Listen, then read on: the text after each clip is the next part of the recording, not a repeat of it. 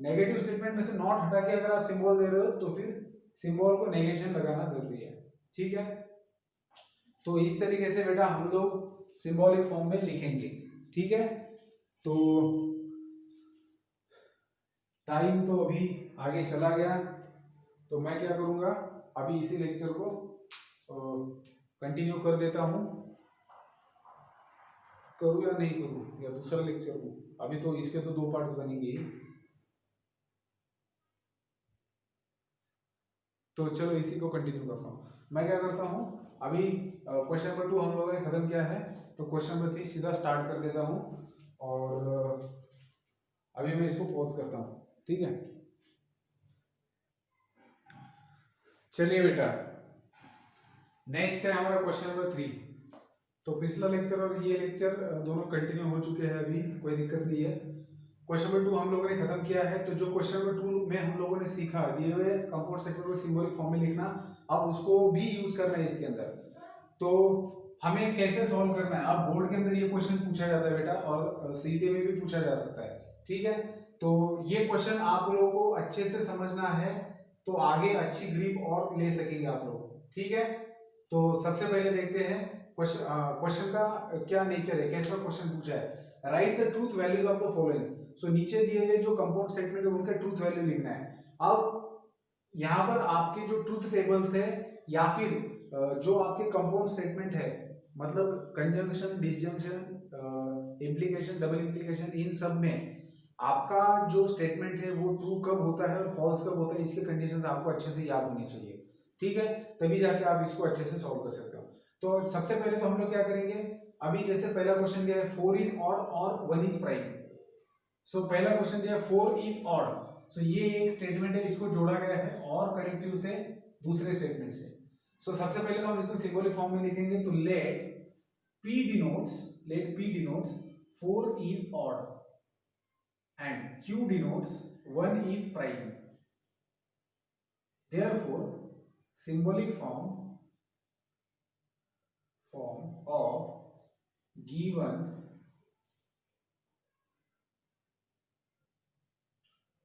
compound statement is, क्या होता है, कनेक्टिव क्या है, और है, तो सिंबॉलिक फॉर्म क्या बन गया, P और Q। अब बेटा आपको ये स्टेटमेंट पर्टिकुलरली ट्रू है या फॉल्स है, ये पूरा स्टेटमेंट ट्रू है या फॉल्स है बताना है। तो आपको पता है कि ये पूरा स्टेटमेंट ट्रू है या फॉल्स है, ये किसके ऊपर डिपेंड करता है, इनके कंपोनेंट स्टेटमेंट के ट्रूथ वैल्यू के ऊपर, ठीक है। सो अभी आप लोग क्या करेंगे, अभी आपको देखना है कि P स्टेटमेंट ट्रू है या फॉल्स है, और Q स्टेटमेंट ट्रू है या फॉल्स है, ठीक है। सो अब आप यहां पर लिखेंगे truth value of P is क्या है, 4 इज ऑड। तो बताइए, याद हमें ये नॉलेज होना चाहिए, 4 ऑड नंबर है क्या, बिल्कुल भी नहीं है। तो ये स्टेटमेंट क्या है, ये रॉन्ग, ये फॉल्स स्टेटमेंट है। सो इस स्टेटमेंट का ट्रूथ वैल्यू क्या है, फॉल्स, दैट इज F, ठीक है। So truth value of P is F। पहला जो स्टेटमेंट था उसका ट्रूथ वैल्यू क्या है, फॉल्स है। अब next truth value of Q is, Q का ट्रूथ वैल्यू क्या है, 1 इज अ प्राइम। देखो 1 is neither prime nor composite number, ये हम लोगों ने बचपन से पढ़ रखा है, मतलब ये भी फॉल्स है। तो सेकंड जो स्टेटमेंट है उसका भी ट्रूथ वैल्यू क्या है, फॉल्स है। अब दोनों का भी ट्रूथ वैल्यू फॉल्स है, तो इस कंपाउंड स्टेटमेंट का ट्रूथ वैल्यू क्या बनेगा, ये हमें देखना है। सो देयरफॉर फॉल्स और फॉल्स क्या होता है, जब दो स्टेटमेंट्स और से जुड़े हुए हो तब वो ट्रू और वो दोनों भी फॉल्स हो, तो उनका ट्रूथ वैल्यू क्या होता है, फॉल्स ही आता है। याद करो ट्रूथ टेबल में हम लोगों ने क्या देखा था कि अगर दोनों स्टेटमेंट ट्रू है तो इसका ट्रूथ वैल्यू ट्रू है, दोनों में से एक भी ट्रू है तो भी इसका ट्रूथ वैल्यू ट्रू है। लेकिन अगर दोनों फॉल्स है तो इसका ट्रूथ वैल्यू भी फॉल्स आएगा। तो यहां पर फॉल्स और फॉल्स क्या बनता है, फॉल्स, ठीक है ना। सो ये 3 हॉरिजॉन्टल लाइंस, मतलब this is nothing but what this, ये बताने के लिए। तो लॉजिक में ऐसे लिखते हैं, ठीक है ना। तो आपने इसको कैसे लिखा बेटा, तो आपके पास कंपाउंड स्टेटमेंट क्या है, P और Q, ये आपका कंपाउंड स्टेटमेंट है। तो आपने P का ट्रूथ वैल्यू लिखा जो कि फॉल्स है, क्यू का ट्रूथ वैल्यू लिखा जो कि फॉल्स है, और में क्या होता है, अगर दोनों फॉल्स है तो पूरे कंपाउंड स्टेटमेंट का ट्रूथ वैल्यू आता है फॉल्स, अगर इन दोनों में से एक भी ट्रू होता तो पूरे का ट्रूथ वैल्यू आता ट्रू। समझ नहीं बात? तो इस तरीके से आपको इसका सॉल्यूशन लिखना है। तो आप लास्ट में लिख सकते हो therefore truth value of given compound statement is false. आप लिखेंगे कंक्लूजन में therefore truth value of given statement is false. समझ में आई बात? ठीक है ना? तो ढंग से कैसे लिखा जाएगा, ऐसे, जब आप ऐसे लिखेंगे तो इसको आपको 2 मार्क मिल जाएंगे। तो आपको जब भी सिंबॉलिक फॉर्म में लिखना आना चाहिए, इसको सही तरीके से सिंबॉलिक फॉर्म में रिप्रेजेंट करेंगे, फिर दोनों स्टेटमेंट का ट्रूथ वैल्यू लिखेंगे, फिर यहाँ पर ट्रूथ वैल्यू ये हमारे लिए लिखा है हमने ताकि हमें समझ में आए, है ना, कि इसका ट्रूथ वैल्यू क्या आता है। चलिए अब आगे के एग्जांपल सॉल्व करते हैं। तो ये लिखने का तरीका मैंने आप लोगों को बताया। अब बाकी के एग्जांपल में हम लिखते नहीं बैठेंगे, मैं सिर्फ आपको सॉल्यूशन हम लोग डिस्कस करेंगे। सेकंड के अंदर 16 इज अ परफेक्ट स्क्वायर, इसको मैं p मान रहा हूं, and 46 is a prime number, मैं इसको q मान रहा हूं। तो लॉजिकल कनेक्टिव क्या है बेटा, यहां पर एंड है। सो सेकंड का सिंबॉलिक फॉर्म क्या बनेगा, p एंड q, जिसके अंदर p क्या है मेरा 16 इज अ परफेक्ट स्क्वायर। अब मुझे आप बताइए ट्रूथ वैल्यू ऑफ p का ट्रूथ वैल्यू क्या है। तो p स्टेटमेंट कौन सा है मेरा, इस स्टेटमेंट को मैं p बोल रहा हूं, तो क्या ये स्टेटमेंट इसका ट्रूथ वैल्यू बताइए आप। तो 64 इज अ परफेक्ट स्क्वायर, क्या 64 परफेक्ट स्क्वायर है? बिल्कुल है। 8 का स्क्वायर है, नहीं है। परफेक्ट स्क्वायर का मतलब जिसका स्क्वायर रूट निकल सकता हो, होल नंबर आ सकता हो, या फिर वो नंबर किसी का स्क्वायर हो, किसी होल नंबर का स्क्वायर हो, तो ये होता है परफेक्ट स्क्वायर का मतलब। तो 64 इज अ परफेक्ट स्क्वायर। तो p का ट्रूथ वैल्यू क्या है बेटा, ट्रू। p का ट्रूथ वैल्यू है true and as it is. अब q का ट्रूथ वैल्यू ढूंढना है। 46 इज अ प्राइम नंबर, बिल्कुल फालतू बात हो रही है यहाँ पर। 46 प्राइम नंबर है। 46 अगर प्राइम नंबर है तो फिर मैं शाहरुख खान हूँ। मानेंगे आप मेरे को शाहरुख खान? बिल्कुल भी नहीं मानेंगे। तो फिर मैं क्यों मानूं 46 को प्राइम नंबर? बिल्कुल नहीं मानना चाहिए। तो 46 प्राइम नंबर नहीं है, इसका मतलब क्या, ये स्टेटमेंट फॉल्स है। तो इस स्टेटमेंट का ट्रूथ वैल्यू है फॉल्स। ठीक है। अब आपको देखना है कि कंपाउंड स्टेटमेंट में अगर एक स्टेटमेंट आपका ट्रू है और दूसरा फॉल्स है, एक ट्रू है और दूसरा फॉल्स है, और अगर उसको जोड़ा गया है एंड से, तो इसका ट्रूथ वैल्यू क्या आता है।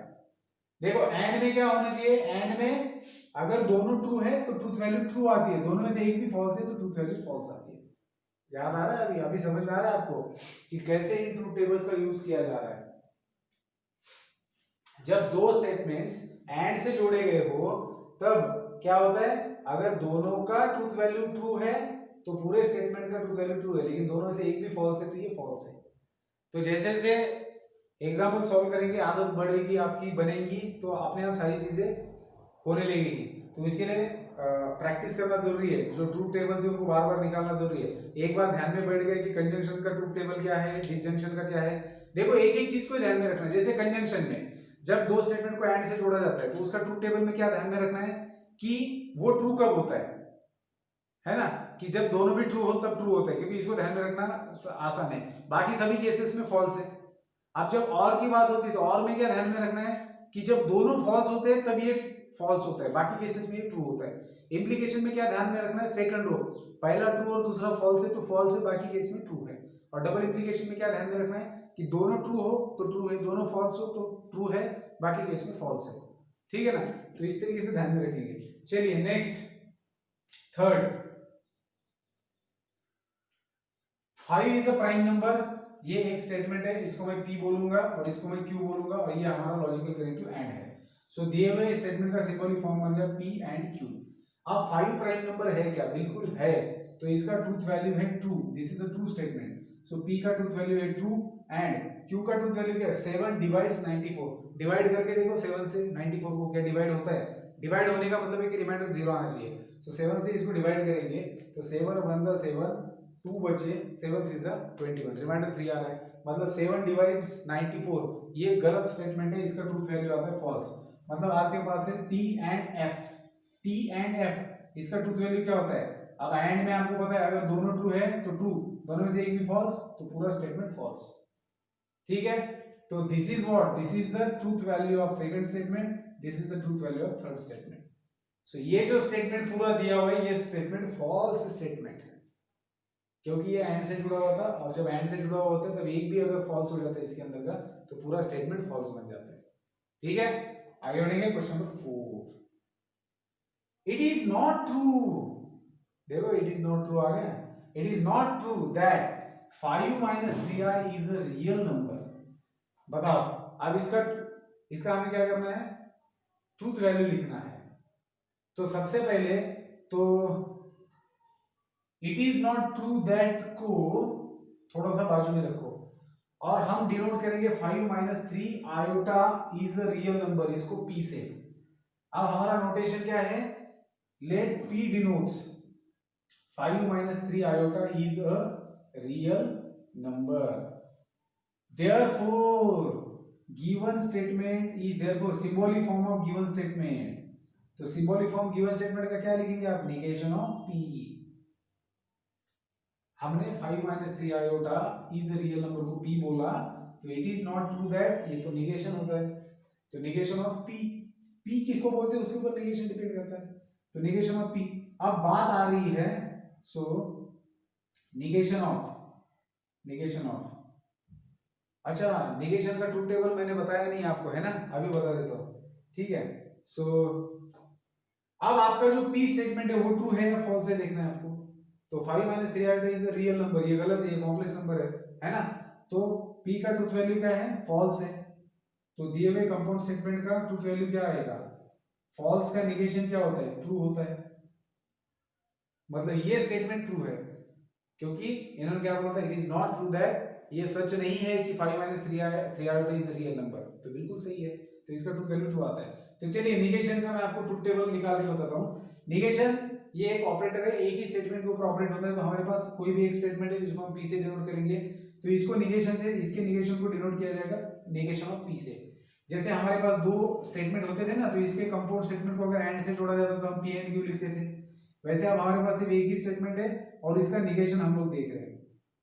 ठीक है, तो अब बेटा एक ही स्टेटमेंट है तो दो ही पॉसिबिलिटी होगी, पहले दो स्टेटमेंट होते थे इसलिए चार पॉसिबिलिटी आती थी, या ऐसी चार पॉसिबिलिटी आती थी ना। अब एक ही स्टेटमेंट है तो या तो वो स्टेटमेंट ट्रू होगा या फिर फॉल्स होगा। अब अगर दिया हुआ स्टेटमेंट ट्रू होता है तो उसका निगेशन क्या होगा, फॉल्स, और अगर दिया हुआ स्टेटमेंट फॉल्स है तो उसका निगेशन बनेगा ट्रू। इतना सिंपल है ये। तो निगेशन का ट्रूथ टेबल ऐसे निकाला जाता है, जो कि बिल्कुल सिंपल सी बात है। बाकी चार जो कंपाउंड स्टेटमेंट है उनके ट्रूथ टेबल में 4 डिफरेंट रोज आते हैं, क्योंकि 4 डिफरेंट पॉसिबिलिटीज आती है दो स्टेटमेंट होने की वजह से। निगेशन में सिर्फ एक ही स्टेटमेंट की बात हो रही है, इसलिए क्या हो रहा है, दो ही पॉसिबिलिटी आ रही है, क्योंकि एक स्टेटमेंट या तो ट्रू होगा या फिर फॉल्स होगा। तो अगर दिया हुआ स्टेटमेंट ट्रू है तो उसका निगेशन फॉल्स आएगा, और अगर दिया हुआ स्टेटमेंट फॉल्स है तो उसका निगेशन ट्रू आएगा। समझे बात को? चलिए आगे बढ़ेंगे क्वेश्चन नंबर 5 की तरफ।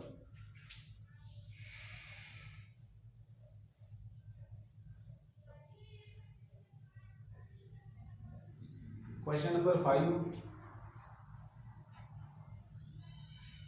5 के अंदर इफ देन से जोड़ा गया है, तो 3 into 5 इज इक्वल टू 8 को मैं p बोलूंगा, और 3 plus 5 इज इक्वल टू 15 को मैं q बोलूंगा। तो क्या 3 into 5 8 आता है? बिल्कुल गलत बात है, 3 into 5 15 आता है। तो इस स्टेटमेंट का ट्रूथ वैल्यू f है, फॉल्स है, और 3 plus 5 8 आता है तो 15 लिखा है, इस स्टेटमेंट का ट्रूथ वैल्यू भी फॉल्स है। तो बेटा p, let p denotes 3 into 5 is equal to 8 and q denotes 3 plus 5 is equal to 15। तो आपको क्या करना है, इसका सिंबॉलिक फॉर्म क्या होगा, p implies q, p implies q। अब आपको इसका ट्रूथ वैल्यू ढूंढना है। So what is the truth value of p? Truth value of p, इसका ट्रूथ वैल्यू क्या है, p का false, implies truth value of q that is also false. तो इसका ट्रूथ वैल्यू क्या होता है, इस कंपाउंड स्टेटमेंट का ट्रू होता है, क्योंकि हमें पता है कि सिर्फ t implies f, इस वाले केस में ही आपका ये फॉल्स होता है, इसको ध्यान में रखना है। t implies f में ही फॉल्स होता है, बाकी सारे केसेस में ये ट्रू होता है, तो f implies f में ये ट्रू होगा। सो देयरफॉर इसका ट्रूथ वैल्यू क्या होगा, इस पूरे कंपाउंड स्टेटमेंट का ट्रूथ वैल्यू होगा ट्रू। ठीक है, चलिए आगे बढ़ें क्वेश्चन नंबर 6 की तरफ। मिल्क इज व्हाइट ये एक स्टेटमेंट है, मिल्क इज व्हाइट, इसको पी बोलेंगे। स्काई इज ब्लू, इसको क्यू बोलेंगे। ठीक है, so milk is white is denoted by P and sky is blue is denoted by Q. बीच में कनेक्टिव है if and only if, that means double headed arrow. So notation symbolic form मिलेगा आपको P if and only if Q. अब बात की जाएगी P के ट्रूथ वैल्यू की। क्या मिल्क व्हाइट होता है? बिल्कुल होता है। तो पी का ट्रूथ वैल्यू आएगा true if and only Q sky is blue, sky blue होता है? हाँ होता है, तो इसका ट्रूथ वैल्यू होगा ट्रू। तो this is logically equivalent to, इसको बोला जाता है logically equivalent, this is logically equivalent to, दोनों ट्रू है और बीच में अगर इफ एंड ओनली तो ट्रू, दोनों फॉल्स है इफ एंड ओनली तो भी ट्रू। तो इसको ध्यान में रखना है। ठीक है, तो इस पूरे स्टेटमेंट का ट्रूथ वैल्यू आ जाएगा ट्रू। ठीक है, अब last seventh, 24 is a composite number. Okay, इसको मैं, इस स्टेटमेंट को मैं डिनोट करूंगा P से। Next 17 is a prime number, इसको मैं डिनोट करूंगा Q से, और दोनों को जोड़ा गया है लॉजिकल कनेक्टिव और से। तो सेवंथ जो कंपाउंड स्टेटमेंट है इसका सिंबॉलिक फॉर्म होगा P और Q। अब P जो स्टेटमेंट है वो है 24 इज अ कंपोजिट नंबर, ये बिल्कुल सही है, 24 कंपोजिट नंबर है। तो अगर 24 कंपोजिट नंबर है तो P का ट्रूथ वैल्यू क्या बन गया? ट्रू। और Q 17 is the prime number, 17 prime number है क्या? बिल्कुल है। तो Q जो सेकंड स्टेटमेंट है हमारा, जिसको मैंने Q से डिनोट किया था, इसका भी ट्रूथ वैल्यू ट्रू है। तो और भी तो क्या है, दोनों में एक भी ट्रू अगर आता है तो इसका ट्रूथ वैल्यू ट्रू आता है। यहाँ पर तो दोनों के दोनों ट्रू है, तो इसका ट्रूथ वैल्यू ट्रू ही आएगा। समझ में आई बात? तो अगर आपको कहीं कंफ्यूजन हो रहा है तो ध्यान से इसको देखना है, इस क्वेश्चन को फिर से देखना है, रिपीट देख लो, पीछे करके देख लो, लेकिन ये आ गया तो आगे के क्वेश्चंस और अच्छे से आ जाएंगे। ठीक है, चलिए मैं नेक्स्ट क्वेश्चन लिखता हूँ, फिर हम लोग उसको डिस्कस करेंगे। तब तक के लिए मैं इसको पॉज कर देता हूँ। चलिए बेटा, नेक्स्ट क्वेश्चन मैंने लिखा है सामने, क्वेश्चन नंबर 4। ये क्वेश्चन समझ में आ गया, इसको सॉल्व करने आ गया तो बाकी के क्वेश्चंस मतलब ये आपके दिमाग में फिट बैठ जाएगा, ट्रूथ वैल्यू वाला कॉन्सेप्ट कंपाउंड स्टेटमेंट के।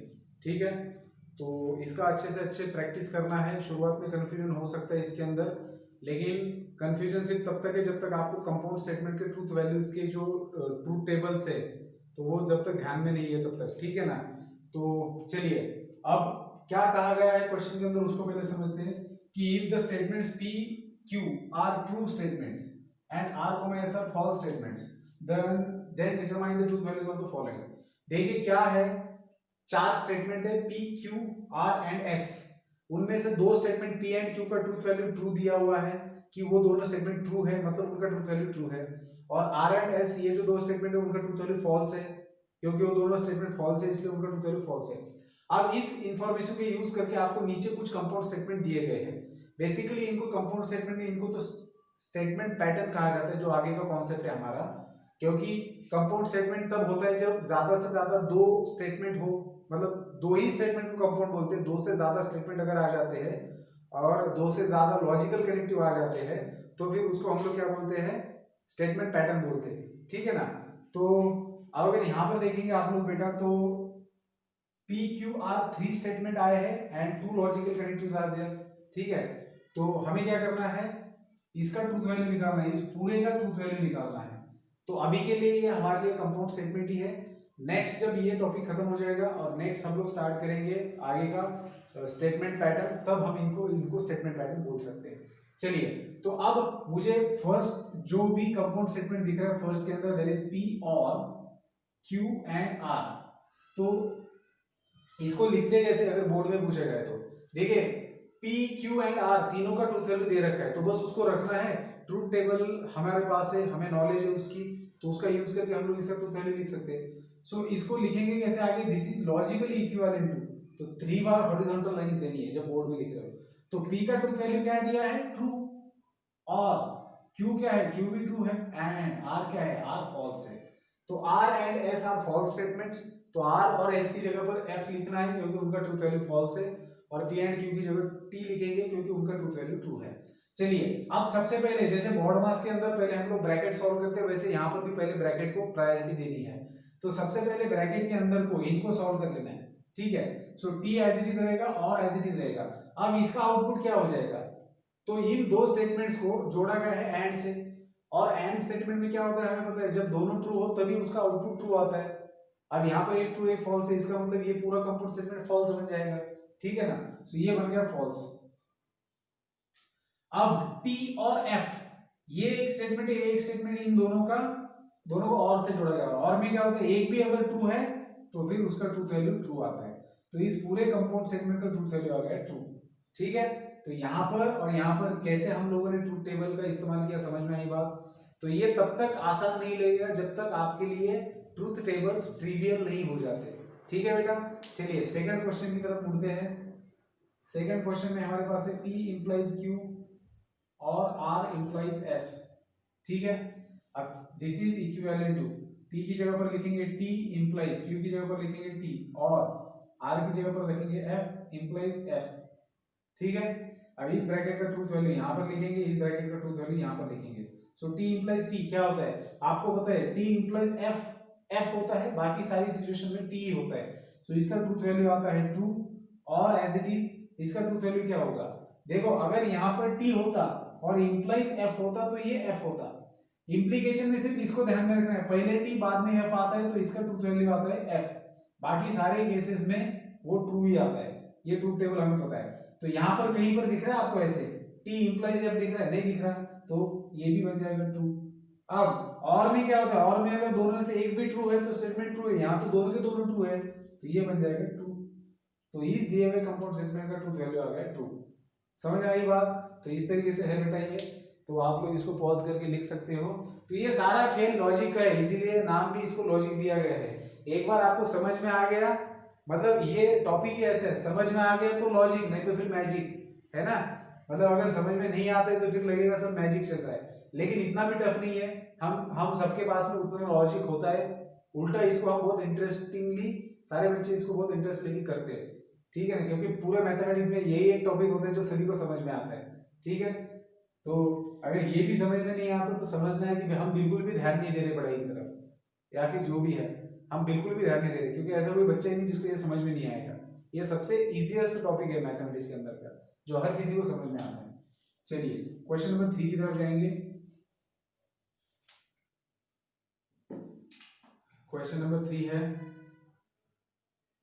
Q and R और negation of P and S, ठीक है। अब बेटा हमें पता है Q और R, Q क्या है, this is logically equivalent to, Q क्या है ट्रू स्टेटमेंट है, R क्या है फॉल्स स्टेटमेंट है। और as it is negation as it is रखेंगे, P क्या है ट्रू स्टेटमेंट है एंड S क्या है फॉल्स स्टेटमेंट है। तो अभी सॉल्व करेंगे। सो T एंड F क्या बनता है, एंड में दोनों ट्रू है तभी ट्रू आता है, एक भी फॉल्स है तो पूरा फॉल्स बन जाता है, तो इसका आउटपुट आएगा फॉल्स, ये और एज इट इज। अब इसके अंदर पहले नेगेशन को सॉल्व कर लेते हैं। सो नेगेशन ऑफ ट्रू आता है फॉल्स, ट्रू का नेगेशन फॉल्स है, false and false, so this is equal to false और, अब फॉल्स एंड फॉल्स, अगर एक भी फॉल्स आता है कंजंक्शन में तो पूरा स्टेटमेंट फॉल्स बन जाता है, यहाँ तो दो फॉल्स आए हैं तो बिल्कुल ये फॉल्स होगा। और डिसजंक्शन और में क्या होता है, दोनों फॉल्स है तो फॉल्स है, तो दिए हुए स्टेटमेंट का ट्रूथ वैल्यू क्या आ गया, इसका थर्ड का फॉल्स आ गया। आगे बढ़ेंगे फोर्थ की तरफ। फोर्थ में हमारा कंपाउंड स्टेटमेंट है P implies Q and negation of R, so this is logically equivalent to P का ट्रूथ वैल्यू ट्रू है, Q का भी ट्रू है एंड नेगेशन ऑफ R का ट्रूथ वैल्यू फॉल्स है, R का ट्रूथ वैल्यू फॉल्स है। तो T इंप्लाइज T क्या होता है, T होता है, क्योंकि हमें पता है सिर्फ T इंप्लाइज F ही F होता है, बाकी तो T होता है। एंड नेगेशन ऑफ F क्या होता है T, so T and T क्या होगा T। कंजंक्शन में अगर दोनों ट्रू है तो आउटपुट ट्रू, तो दिए हुए स्टेटमेंट का ट्रूथ वैल्यू आता है T। चलिए आगे बढ़ेंगे क्वेश्चन नंबर 5 की तरफ, इसको आप पॉज करके लिख सकते हो। फिफ्थ के अंदर स्टेटमेंट क्या है, फिफ्थ के अंदर है negation of R if and only if P implies negation of Q, ठीक है।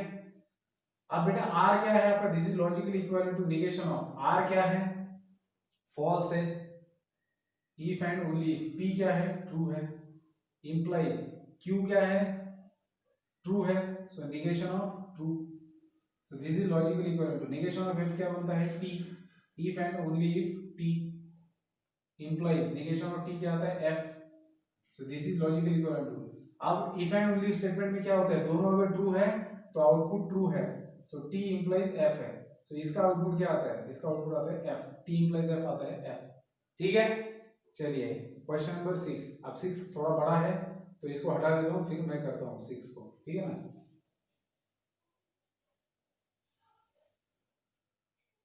सो 6 के अंदर negation P and negation Q and R है, और Q एंड R और P एंड R, ठीक है। अब this is logically equivalent to negation of P का ट्रूथ वैल्यू T है एंड Q का ट्रूथ वैल्यू है T एंड का ट्रूथ वैल्यू है F, और Q का ट्रूथ वैल्यू है T एंड R का ट्रूथ वैल्यू है F, और P का truth value true and R का ट्रूथ वैल्यू F, ठीक है। अब सबसे पहले सभी ब्रैकेट्स को सॉल्व कर लेते हैं। सो नेगेशन ऑफ T क्या मिलता है बेटा हमें, F, नेगेशन ऑफ T है, ट्रू का नेगेशन फॉल्स होगा, एंड नेगेशन ऑफ T क्या होता है, false, so false and false, और T एंड F क्या होगा, एंड में अगर दोनों से एक भी अगर फॉल्स है तो पूरा स्टेटमेंट फॉल्स बन जाता है, तो ये बनेगा फॉल्स, और T एंड F में क्या बनेगा, फॉल्स, ठीक है। चलिए अब this is logically equal to false and, ये फॉल्स एंड फॉल्स बन जाएगा फॉल्स, ठीक है, और F और F, ठीक है। अब इस वाले को कैसे करेंगे, इसका कोई सीक्वेंस है, कुछ सीक्वेंस से करना है इसको या नहीं,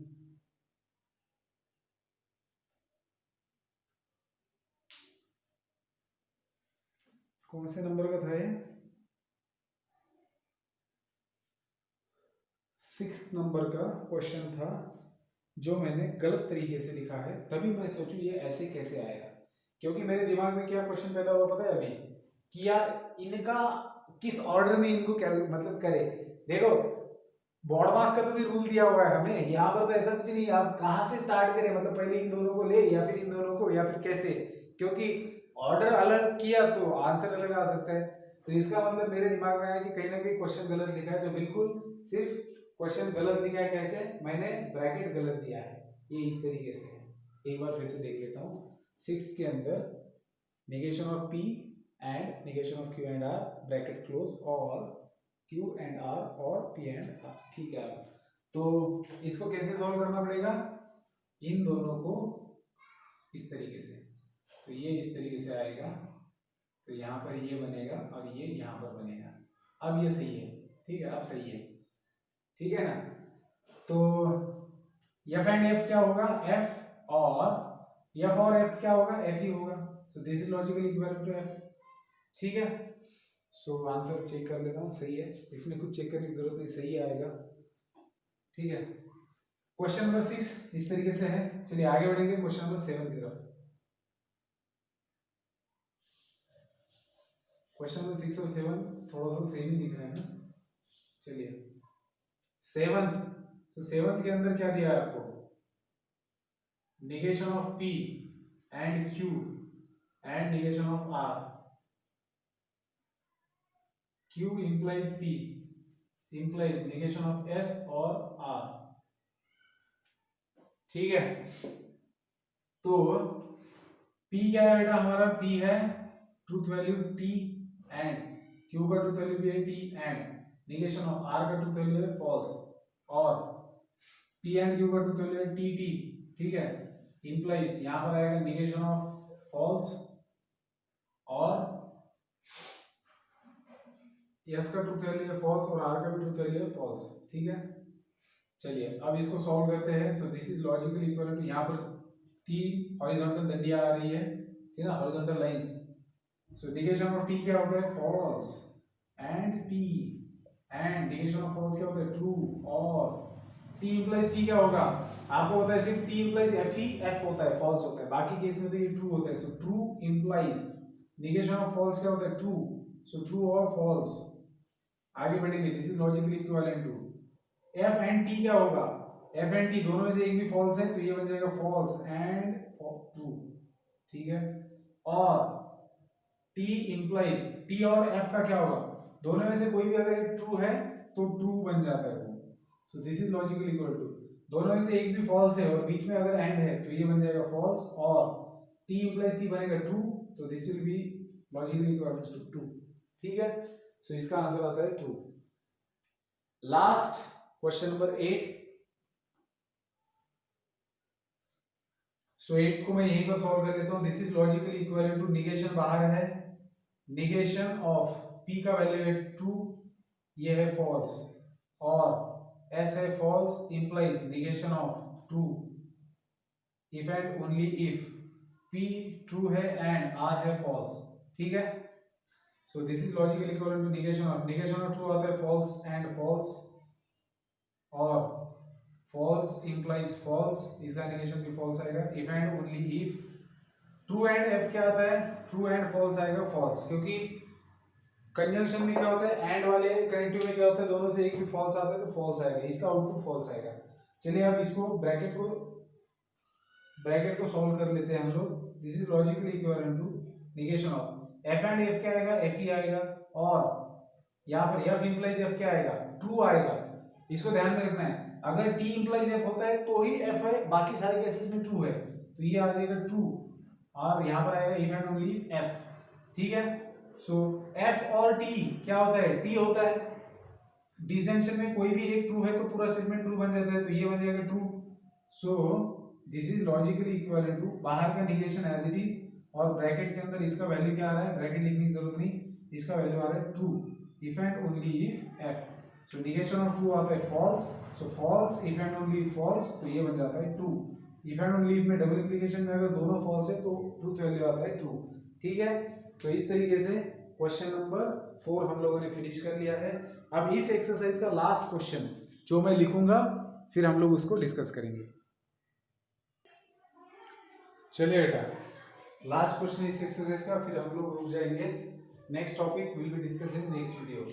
अब फिफ्थ क्वेश्चन में आपको क्या करने के लिए कहा गया है, write the negations of the following, नीचे दिए गए स्टेटमेंट्स का निगेशन आपको लिखना है। तो मैंने आपको कहा था जब आपको सिर्फ एक स्टेटमेंट दिया है तो उसका निगेशन लिखना बहुत आसान है। कंपाउंड स्टेटमेंट का निगेशन लिखते वक्त आपको रूल्स ध्यान में रखने होते हैं, तो वो तो काफी बाद में आएंगे, है ना। Negation of, this is a negation of simple statement, एक स्टेटमेंट का ये निगेशन है, और एक स्टेटमेंट का निगेशन बहुत सिंपल तरीके से लिखा जाता है, या तो ऑक्सिलरी वर्ब के बाद में नॉट लिखो, अगर नॉट दिया हुआ है तो निकाल दो, मतलब अगर जैसे यहाँ पर 3 is not a root of the equation, इसका आपको निगेशन लिखना है तो नॉट को हटा दो, ये इसका निगेशन बन गया। और सबसे सिंपल तरीका क्या होता है निगेशन लिखने का, it is not true that. अब इन सारे स्टेटमेंट का अगर आपको निगेशन लिखना है तो बस आप इसके शुरुआत में लिख दो it is not true that, बस हो गया इसका निगेशन।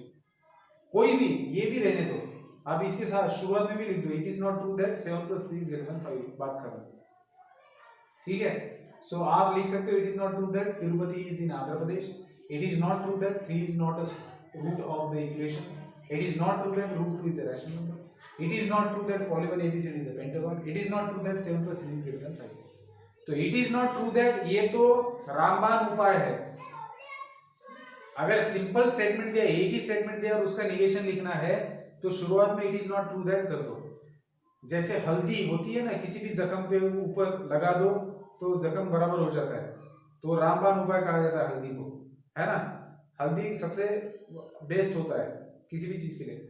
वैसा ही है, सिंपल स्टेटमेंट का अगर निगेशन लिखना है, ज्यादा दिमाग नहीं लगाना, तो शुरुआत it is not true that से कर दो, बात खत्म हो गई। या फिर लिख सकते हो इट इज फॉल्स दैट। अगर आपको इट इज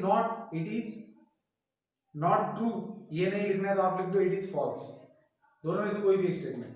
तो आपको किसी भी सिंपल स्टेटमेंट का अगर निगेशन करना है तो it is not true that करके वो स्टेटमेंट लिख दो आगे, या फिर आप ऐसे भी लिख सकते हो इट इज फॉल्स दैट करके वो स्टेटमेंट लिख दो। और अगर थोड़ा दिमाग लगाने की आपके अंदर इच्छा है तो आप फिर दिमाग लगा सकते हो। जैसे तिरुपति इज इन आंध्र प्रदेश, इसका निगेशन करना है तो लिखो Tirupati is not in Andhra Pradesh. अगर 3 is not a root of this equation लिखना है, इसका निगेशन लिखना है तो नॉट को हटा दो, बात खत्म हो गई। इसका निगेशन लिखना है तो इज के बाद में नॉट डाल दो, root 2 is not a rational number. इसका निगेशन लिखना है पॉलीगॉन तो इज के बाद नॉट डाल दो, और इसका अगर निगेशन लिखना है तो यहाँ पर वर्टिकल लाइन खींच दो, तो ये बन जाएगा 7 + 3 इज नॉट ग्रेटर देन 5। ठीक है, तो ये बन जाता है निगेशन। तो सिंपल स्टेटमेंट का निगेशन लिखना आसान है, इसलिए कोई पूछता भी नहीं एग्जाम में।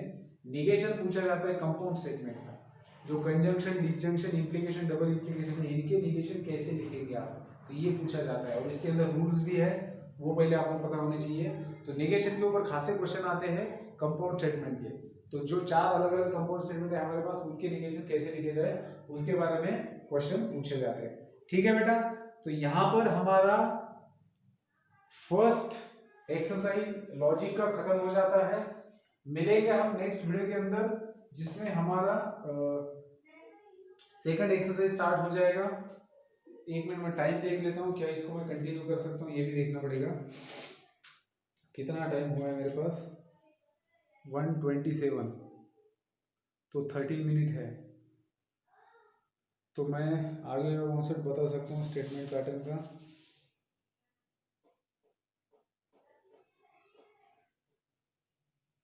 चलिए छोड़िए, मैं ऐसे ही नेक्स्ट वीडियो में मैं नेक्स्ट कॉन्सेप्ट डिस्कस कर लूँगा। ठीक है, मिलते हैं नेक्स्ट वीडियो के अंदर।